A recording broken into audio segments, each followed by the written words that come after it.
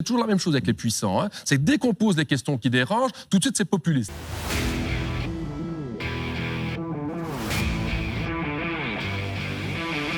Imaginons, allez, vous êtes formateur ou informateur nommé par le roi.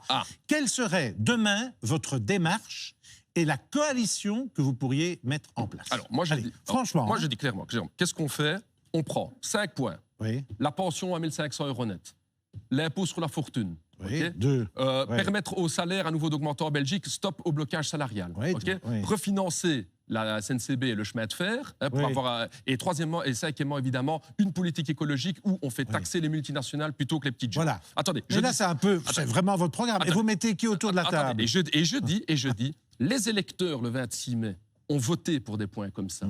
Tous les partis confondus. Il faut arrêter de dire qu'il n'y a que les électeurs PTB qui veulent ça. Il y en a beaucoup d'autres qui voulaient ça. Vous espérez avoir qui autour de la table avec vous à ce moment-là? On verra bien qui va venir. Et les Flamands, vous les oubliez? Pourtant, vous êtes un parti militariste. En Flandre, les 5 points que je vous dis maintenant, en Flandre, ces points sont hyper populaires. Allez demander aux Flamands s'ils sont pour un impôt sur la fortune. 80% sont purs. Allez demander la pension à 1 500 € net à M. Vrébos. On a 155 000 signatures pour notre loi d'initiative citoyenne. Savez-vous qu'on a plus de signatures qui viennent même de Flandre que de Wallonie? Donc moi, je mets mal à l'aise justement la NVA, qui a une différence de son verbiage justement, où elle tente de se faire passer pour sociale, alors qu'en fait, elle veut faire un hold-up.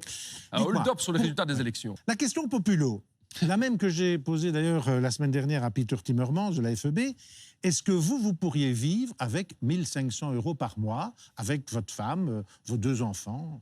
Écoutez, non, moi j'ai mes louettes maintenant, et c'est déjà difficile. Franchement, je veux dire, donc je pense encore plus aux gens qui ont encore moins. Donc de ce côté-là, je trouve que c'est un scandale en Belgique que des gens doivent vivre avec aussi peu. Et c'est la raison pour laquelle je trouve que les salaires doivent augmenter en Belgique. Il faut 2 000 en Belgique pour pouvoir vivre, minimum.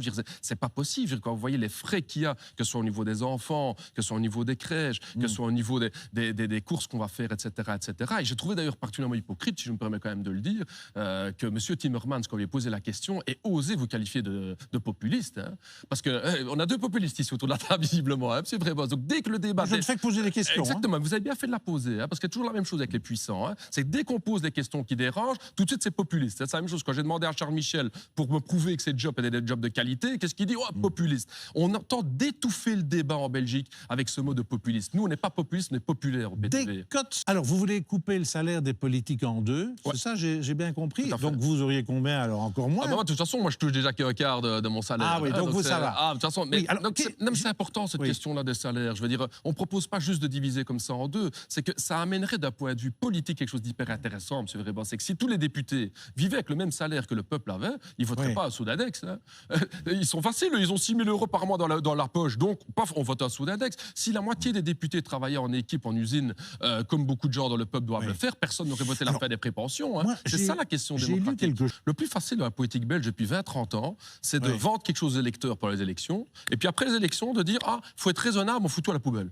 Moi, ce n'est pas ma conception de la politique. La politique, c'est construire un rapport de force. Et il est là dans cette crise-ci. Il faut arrêter. Les gens ont voté pour du social le 26 mai.